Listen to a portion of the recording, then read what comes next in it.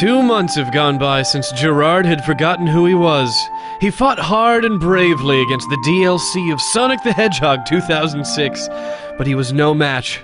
His memory just gone. Oh, Gerard, where have you gone? Will you ever return to us? You didn't even get a chance to review your favorite game. Alex, what are you doing? What? I'm monologuing. Yeah, so was I. Oh, so just because you walk out onto the balcony here, suddenly it's your time to monologue? I was here first. But I'm doing it better. Oh, what does it matter anyways? He's gone, damn it. We might as well finally get around to completing the All-Stars pack, or selling all of his games on eBay. Did you ever find his Donkey Kong Country 2 cartridge? No, it's probably lost somewhere in the Pandora's box or the Bermuda something or some triangle. Pandora's box! That's it! Alex, I know how we can get Gerard back. We need to erase his Donkey Kong Country 2 file on that cartridge. Alright, fine, but we don't know where his cartridge is. Oh, I know where it is. He hid it in Pandora's box? He hides things in places where he knows no one will ever think to go after they've been there once. Inside collector's editions. Yeah, no, dude, all I'm saying is the new album is not nearly as good as the new album. That's all I'm saying. Yeah, right, I know, I agree.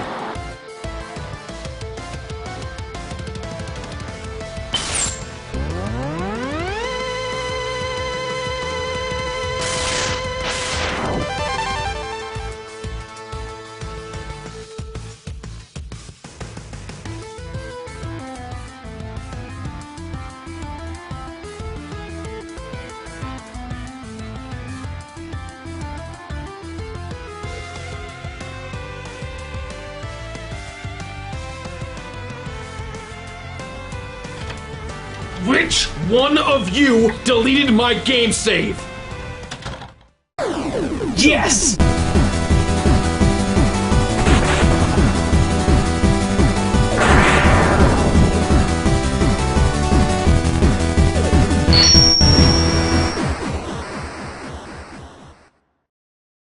Shovel Knight, you dig? Hello everyone, and welcome back to a brand new episode of The Completionist. 3 seasons of The Completionist, 100 episodes later, I cannot shake the fact that we've come so far. The Completionist intro for Season 4 is still up for debate. I don't know if we should be upgrading it or not, but I'll let you guys know in the upcoming weeks when that happens, if that does happen. And with that said, I want to dive into a game that's been getting tons of press, and I have been dying to get my Completionist itch on. Let's dig right in!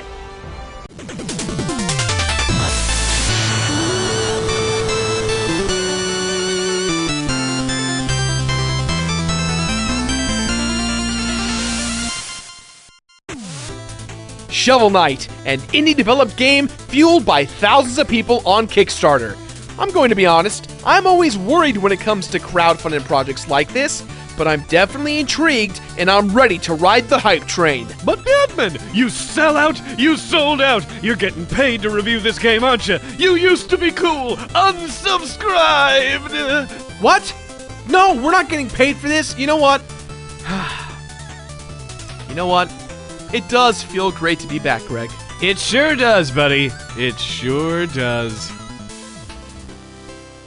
Our story begins with 2 great warriors, Shovel Knight and Shield Knight. In a land filled with adventure, these 2 heroes fought side by side, finding treasure and sharing wonderful times together.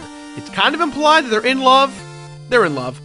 Their adventures come to a halt when they travel to the Tower of Fate. While exploring, they are defeated by the evil power of the cursed amulet. Shovel Knight comes to, only to see that Shield Knight is gone. Grieving for his lost love, Shovel Knight goes into a life of solitude, putting his nightlife behind him. No more nightlife! Party's canceled, guys! With Shovel Knight gone, an evil witch named the Enchantress starts her reign of terror on the land. She helps fuel the creation of the band of knights known as the Order of No Quarter. The Enchantress resides in the Tower of Fate, the last known location of Shield Knight. When Shovel Knight hears of this news, he snaps back into action and grabs his doom-bringing gardening tool. You You measly turnips are no match for my shovel. Onions quiver at the sight of my spade. Also, a third clever vegetable reference. So who exactly is in the unconventionally banded together Order of No Quarter? Well, you've got Spectre Knight, Tinker Knight, King Knight, Propeller Knight, Plague Knight, Treasure Knight, Mole Knight, and Polar Knight. Mixed in between, we've got Black Knight, who's a friend of Shield Knight, but hates Shovel Knight, and a band of misfits who just want a piece of Shovel Knight's sweet, sweet shovel. Shovel! I need it! But nonetheless, the stakes are set. Defeat the Order of No Quarter, go to the Tower of Fate, and fight the Enchantress to stop pure evil, and perhaps find out what happened to our beloved Shield Knight. Yacht Club Games is a brand new studio that formed to create this game, and most of the team are veterans to the gaming development world. Most of this team hails from the game studio Way Forward, who made such awesome games like Double Dragon Neon, DuckTales Remastered, a lot of the Adventure Time portable games, and most recently, they resurrected the Shantae series. Yacht Club Games, with Shovel Knight specifically, figured out how to dig something up from your past while crafting something new for the future. You can instantly tell with Shovel Knight that they took a lot of their influences from previous games they've worked on, as well as many games from the early days of Nintendo. This game has been released on the Nintendo Wii U, Steam, and 3DS currently in the US. It'll be released later this year to everyone else. Hopefully. As Shovel Knight, don't worry, rest of Earth. I'll be there to garden soon. Now, before the internet in unison lets out the sigh of, oh, another indie game that uses the nostalgia of 8 to 16-bit graphics as a means of selling their product, I say nay! Nay to you, sir! Hold thy tongue! Who said anything about graphics needing to be a factor of fun when it comes to playing a game? I mean, sure, if the graphics are jarring, it does interfere with your enjoyment of the game, but in this case, Shovel Knight looks beautiful. The art direction is perfect. It feels like every single character sprite and background design was crafted by a wonderful architect. Even with the overworld map, it obviously draws inspiration from Mario 3, but it doesn't matter because it feels so damn new and original. But in the end, it doesn't even matter. I've been following the OC Remix community for years. Since I started the show, there was one remix artist's music that has made me tear up, and it's just so damn good, and that remix artist is Vert. But it turns out that Vert's real name is Jake Kaufman, and he's the composer of Shovel Knight, and holy hell is this music awesome! The music not only perfectly fits every single stage, but you feel like the music is telling its own story. For those of you who follow our second channel, Super Beard Bros, I had the wonderful opportunity to interview this guy, and he's just as cool as I imagined. What makes it even more awesome is that Yacht Club Games got the original composer of Mega Man to contribute 2 songs to 2 levels of the game. The game soundtrack is available on Bandcamp, and that link is in the description below.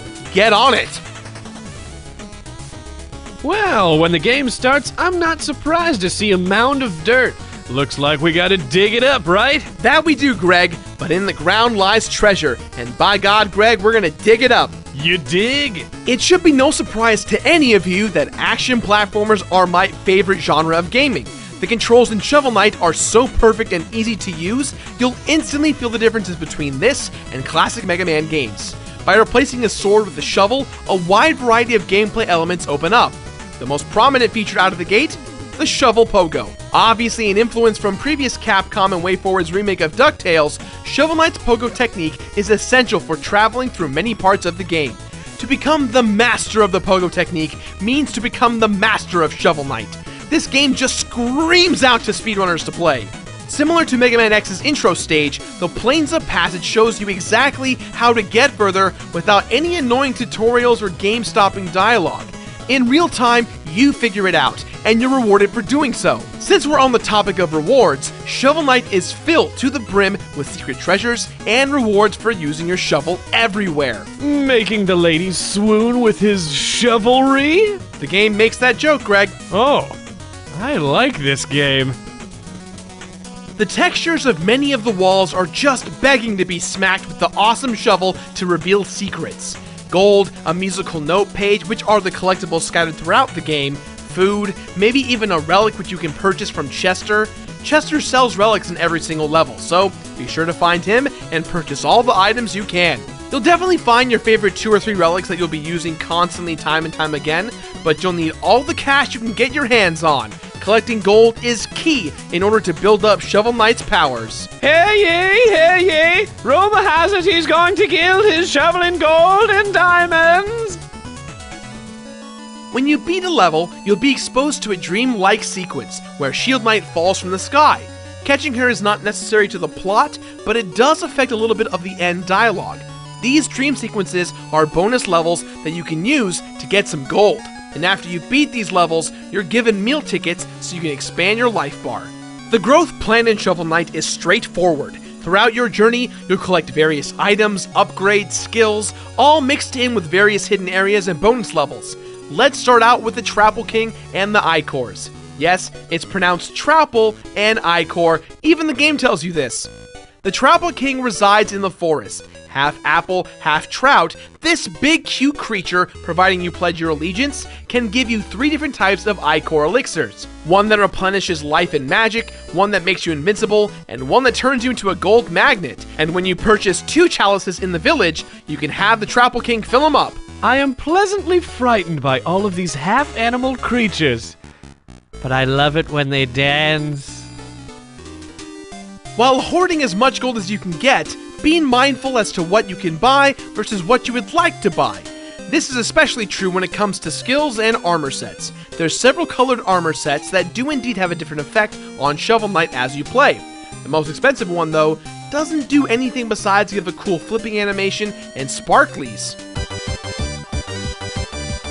Yeah, it's cool and whatnot, but it's not as practical as, let's say, the Dynamo Mail, which after 2 pogo hits gives you a charged shot that does double the damage. The 3 skills you can purchase are useful but not necessary. The Trench Blade lets you dig holes in one swipe, the Charge Handle lets you do the charged hit, but in this form it makes you slow, and the Drop Spark gives Shovel Knight the Legend of Zelda full life projectile when Shovel Knight has full life. This game excels just like Meat Boy did, where it reminds you that it's no one's fault when you die but yours. Dying is kind of a big deal, as when you die, a portion of your gold is lost, but not gone forever. You must fight your way back to get those bags if you want to keep your gold. When it comes to the level design, every single level feels so drastically different, and they progressively get more challenging as you go on. And as the levels get harder, you have to buy more meal tickets and maximize your magic so you can rock and roll through the game with ease. I want a rocket shovel knight and bury every spade. I want a rocket shovel knight and dig me every day. I absolutely adore the boss fights. At first glance, these bosses are really freaking hard. I don't even mean the bosses of the levels. There's bosses that roam around on the world map. But then there's nothing more satisfying in that one moment when you overcome the odds and you're barely grasping with 1 heart or less, and you just have to power through and come back. Although some of the bosses do suffer from Spark Mandrill syndrome, they're still pretty hard. Well. Welcome to my tinkery fortress. I've been waiting for you, Shovel. Oh god, not the wheel! Ugh!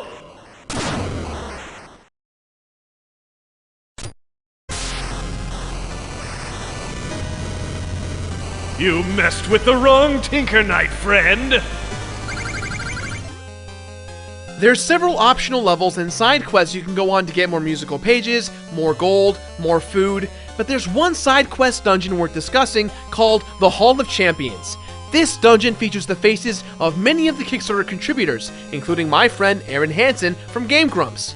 This dungeon, while short, is the perfect way to show the Kickstarter backers how their money really helped them with this game.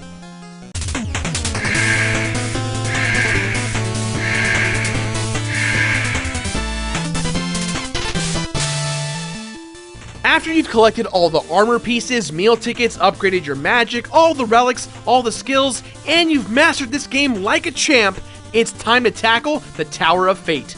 Now, these stages are a little bit like Mega Man in the sense that they're like the Wily stages, but they don't entirely feel like that. These stages throw out a lot of brand new challenges at you.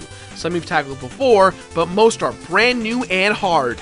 At the very end of the second stage, you've got a big boss rush that happens back to back right away. Now this is how everyone should do a boss rush. Everything you've learned, everything you fought for, comes to fruition right here. You've learned so much, it's time to give them the shovel. Give them all the shovel, give it all! Whoa, calm down, Gerard. When you conquer them all, you get to decide their fate. Do you save these knights, or do you leave them to rot? You've made it to the very top of the tower. It's time to have our big battle with the Enchantress. But before things even start, we find out that the Enchantress actually is...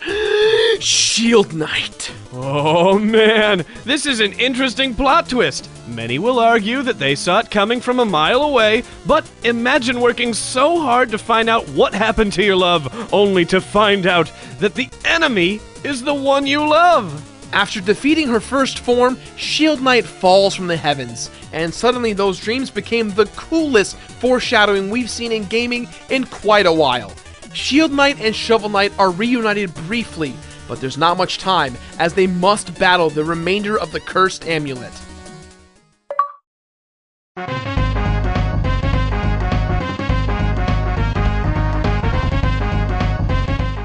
Unfortunately, there are no completion bonuses in this game, but that doesn't mean this game should be judged any less because of it. There are so many challenges to complete, and when you finally beat the game, you can boot up New Game Plus or open up your old game save to buff Shovel Knight even more. You thought I couldn't get even more buff? Oh, yes. For what it seems like the first time in years, we have a brand new title that features over 300 cheat codes. Holy crap. As a reward to Kickstarter backers, these cheat codes were shared to everyone, and it is so rad that they did this. Hell, you could even have the text just changed to butts. Everything says butts. Doesn't really do anything, but it's fun. And that's the whole point of a game, right? To have fun every now and then. Sometimes it's good to just disconnect from the whole completionist aspect and just dive into a game and have a good time. I wish there was a reward for doing these feats, but that's alright. I mean, sometimes completing the game is all you need. In fact, I've been so obsessed with Shovel Knight, I own it on 3DS, Wii U, and Steam, and I completed it across all 3 platforms 100%. I ended up completing this game a total of 22 times since its release back in June. Oh, wow, Gerard, you truly love me. So I've been boasting a lot about Shovel Knight, but there is one thing about this game that does kind of suck. It's short. For $15, a lot of people would argue that it might make them pass on the game. Now there are achievements or feats that exist in the game. Some of them require some insane gaming prowess. It does help pad out the length of the game, and I can assure you this game is well worth the investment. This is the kind of game that years from now, we'll think of Shovel Knight as the next Mario or Sonic.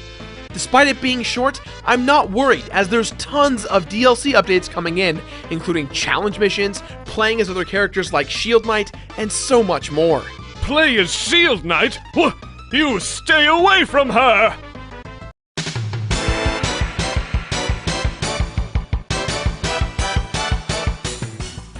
One thing I did not stress enough in this review is that this game is pretty hard to complete. There are a few feats that will make you go crazy.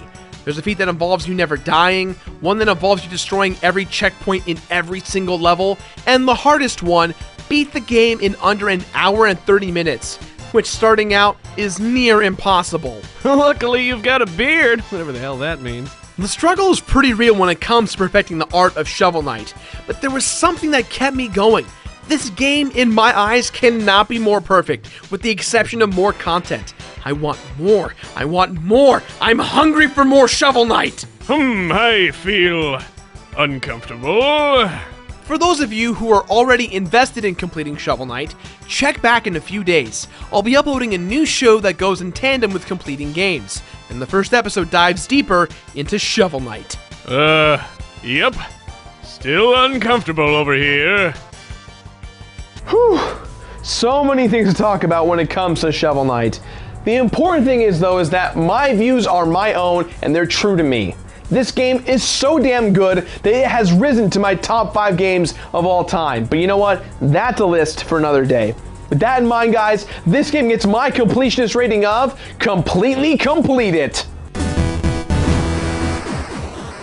completely complete it. And after you completely complete it, be sure to subscribe. Also, be sure to check out some of our other cool videos here. Back to you, Gerard Depardieu.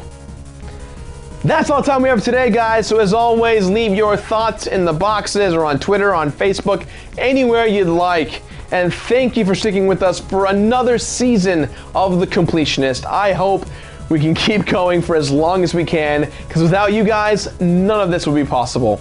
Now, if you excuse me, more Shovel Knight footage because reasons. The game's awesome. It is so good. Vert, you are so good. David, you are so good. Everyone at Yacht Club Games, you guys are so good. I just want to hang out with you guys. Can I get a hug or something? Maybe like a high five? I don't know.